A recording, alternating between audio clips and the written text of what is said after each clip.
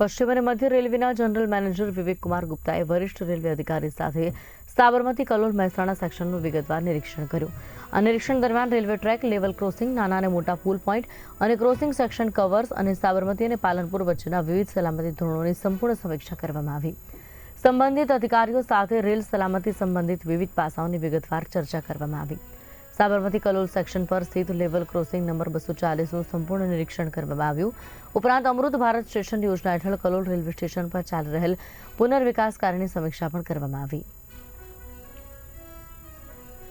आज अहमदाबाद से लेकर पालनपुर तक जो एक रेलवे के संरक्षण और सुरक्षा के मद्देनज़र हम लोग साल में एक बार वार्षिक निरीक्षण करते हैं, उसी के तहत पूरे सभी स्टेशंस का सुबह साबरमती से हम लोगों ने शुरू किया था 9 बजे से, और पालनपुर तक सभी स्टेशंस का ट्रैक के जो भी इम्पोर्टेंट फीचर्स होते हैं, जैसे ब्रिज है, लेवल क्रॉसिंग है, टर्नआउट है, कर्व्स हैं, उन सभी का बहुत ही विस्तृत निरीक्षण का एक प्रोग्राम तैयार किया गया है.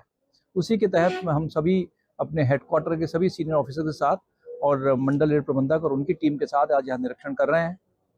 माननीय सांसद और माननीय विधायक भी यहाँ पर मौजूद हैं महसाना में, और मुझे आप लोगों को बताते हुए खुशी है कि अभी हाल ही में हम लोगों ने अधिराज मोती से बीजापुर से अमलासन ये पूरे ट्रैक का जो CRS इंस्पेक्शन होता है वो कंप्लीट कर लिया है. રેલવેના GM સાહેબ અને DRM સાહેબ સહિતની આખી ટીમ જેના વાર્ષિક ઇન્સ્પેક્શન હોય છે એ અંતર્ગત નવા ડેવલપમેન્ટ અંતર્ગત જોવા માટે અને રેલવે દ્વારા વધુમાં વધુ સેવા કેવી રીતે આપી શકાય એના પરીક્ષણ માટે આજે અહીંયા મહેસાણા ખાતે પધાર્યા છે. આપ સૌને મારે જાણકારી એટલા માટે આપવી છે કે મહેસાણાના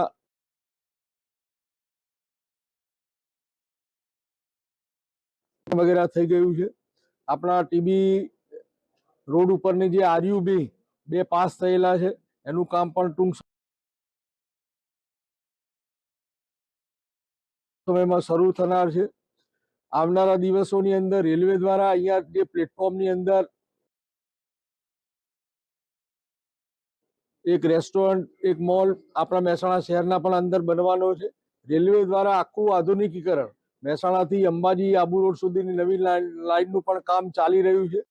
એટલે માનનીય પ્રધાનમંત્રી નરેન્દ્રભાઈ મોદી સાહેબના નેતૃત્વમાં અને આપણા રેલવે મંત્રી અશ્વિનીજી જે પ્રકારે આખા દેશમાં રેલવેનું નેટવર્ક તૈયાર કરી અને લોકોની સુખાકારી થાય, લોકોને રેલવે દ્વારા વધુમાં વધુ પ્રવાસ થાય અને પર્યાવરણની પણ જાળવણી થાય, એટલે ઇલેક્ટ્રિક માધ્યમથી 100% જ્યારે રેલવે આખા દેશમાં થઈ ગયું છે ત્યારે મહેસાણા જિલ્લા અને મહેસાણાની આજુબાજુમાં જેટલા પણ ખેડૂતોના પણ પ્રશ્નો છે એના માટે રેલવે સકારાત્મક રીતે એના ઉકેલ માટે તૈયાર છે.